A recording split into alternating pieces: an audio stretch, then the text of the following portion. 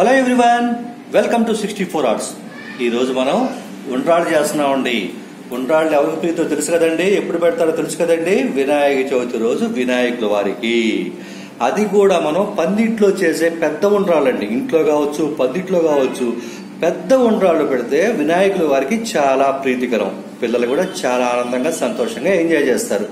దీనికి కావాల్సిన పదార్థాలు ఏంటో, అంటే పెద్ద ఉండ్రాళ్ళకు కావాల్సిన పదార్థాలు ఏంటో ఇప్పుడు చూద్దామండి. గణపతి వారికి సమర్పించే నైవేద్యం అంటే వినాయక చవితి రోజు మనం సమర్పించే ఉండ్రాళ్ళకి సాధ్యమైనంత వరకు, మన శక్తి ఉన్నంత వరకు ఎప్పుడు కూడా మనమే చేద్దామండి. ఇది నేను ఎందుకు చెప్తున్నాను అంటే, సహజంగా బియ్యపు బయట దొరుకుతుంది. సో అలా కాకుండా ఏం చేస్తారంటే, రాత్రిపూట కడగండి, చక్కగా కడిగి ఒక పొడిగుడ్డ మీద ఆరబెట్టండి. తెల్లారిన తర్వాత ఏం చేస్తారు, దాన్ని మిక్సీ వేయండి. మిక్సీ వేసిన తర్వాత ఏం చేయాలి, జల్లెడ పట్టండి. జల్లెడ పెడితే ఏమవుద్ది, పిండి అంతా కిందకు వస్తుంది, పైన రవ్వ మిగులుద్ది. ఆ రవ్వ అనమాట, ఆ రవ్వ తీసుకొని స్వామివారికి ఉండ్రాళ్ళు పెడితే సాంప్రదాయంగా మన పెద్దలు చేసే విధంగా, మన పెద్దలు చెప్పిన విధంగా చేసినట్టు అవుతుందండి. మనకి చాలా మనస్ఫూర్తిగా ఉంటుంది. చాలా చిన్న పనే కదా నేను చెప్పింది. అది ఎలా చేస్తారన్న విషయాన్ని మీరు నిర్ణయించుకోండి. అలాగే ఒక గ్లాసు రవ్వ తీసుకున్నారండి. తర్వాత ఉప్పు చూసారు కదా, వాటిలో చిన్న చిన్న వాటిలో చక్కగా ఆ గాజు దాంట్లో చూపిస్తున్నాను. పచ్చిశనగపప్పు, జీలకర్ర, కొద్దిగా నూనె.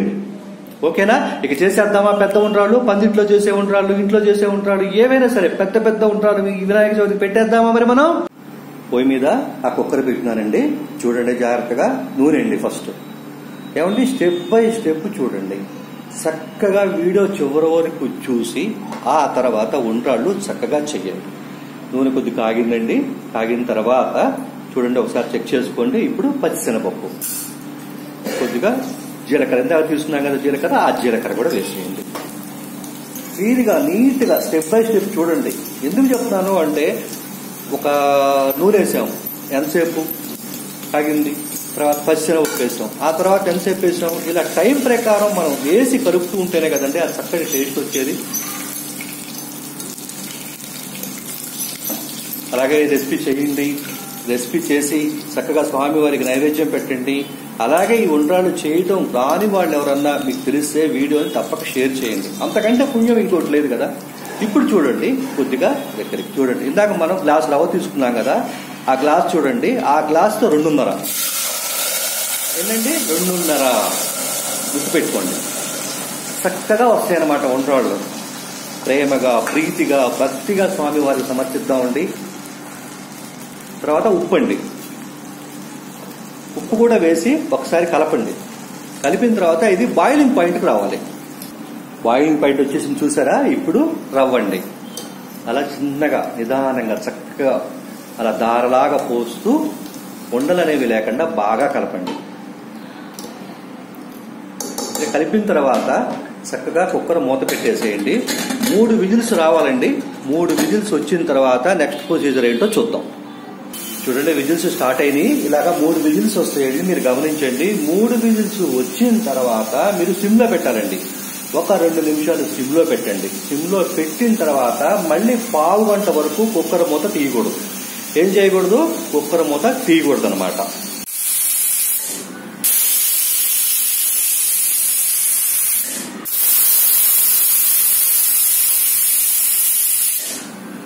సో 3 విజిల్స్ అయిపోయినాయి, చెప్పే కదండి. సిమ్లో పెట్టండి, పావు గంట వరకు ఏం కదిలించకండి. పావు గంట అయిపోయిందండి. ముందుగా ఏంటంటే విజిల్ తీయండి. ఎప్పుడైనా సరే మ్యాండేటరీ అనమాట. కుక్కరు అయిపోయిన తర్వాత పావు గంట ఉంచి ఆ తర్వాత విజిల్ తీసి చేయాలండి. ఇప్పుడు కొద్దిగా కలిపేసుకుందాము. కలిపేసుకొని ఉండ్రాళ్ళు చేసుకుందాం. పావు గంట ఎందుకు ఆగమన్నా నేను, కుక్కర్ కూడా హీట్ మీద తీయకూడదండి. చాలా చాలా ఇబ్బంది చెప్తున్నాను.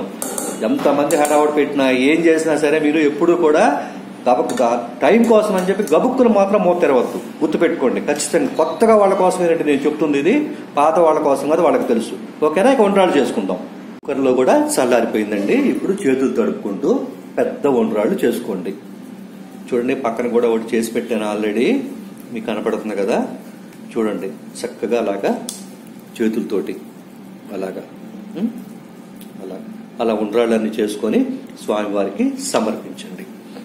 మరి ఈ వినాయక చవితికి మీరు పెట్టి మీకు ఇంతకు ముందు చేశారా లేదో, చేస్తే అది ఎలా చేశారో, చిన్న ఉండ్రాళ్ళు చేశారా, ఏం చేశారో కూడా మాకు ఒకసారి కామెంట్ సెక్షన్లో పెట్టండి. అలాగే ఈ ఉండ్రాళ్ళ గురించి, వినాయక చవితికి చేయాలి కదా. మనం చేయటమే కాదు, పక్క వాళ్ళు కూడా చేయటం కోసమే మేము చేసాం. అందులో భాగంగా ఆ పుణ్యకార్యంలో, ఆ మంచి పనిలో భాగంగా మీరు కూడా వీడియోని షేర్ చేయండి. ఓకేనా? Thank you me 64 hours.